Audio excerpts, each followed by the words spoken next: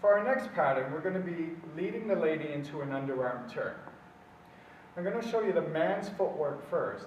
In essence, he's just doing two basics. So he's stepping forward and back and forward and back. And we'll talk about the lead in a minute, but first we're going to go over the lady's part. So the lady steps back with her right foot, replaces weight, and now she's going to step forward and slightly to the side with her right foot. Now she steps across with her left foot, pivoting, bringing her weight back into her right foot, and then facing her partner. So we're going to do that again. So she steps back with her right, replacing weight, right foot, and now pivoting with her left, coming back to center and side. And we'll do it from a different angle. So the lady steps back, 1, 2, 3, and you'll notice now as she takes her fourth step that she's stepping forward and slightly to the side. So Melina steps, forward, replaces weight, and then back side.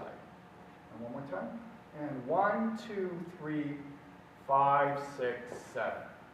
Everything on the dance floor is the man's fault. Meaning that if it doesn't work properly, it's generally because the man hasn't led it properly.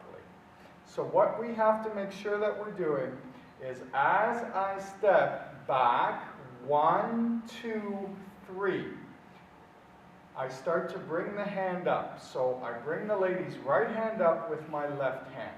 It's shaped as a hyperbole. So we're going 1, 2, 3. As I step back now, the lady steps forward into her turn, 5, 6, 7. I'm going to do that again. So we're stepping 1, 2, 3, and 5, 6, 7. Now, with the fingers, I have options of leading with 2 fingers, my middle and my ring finger, or my middle finger.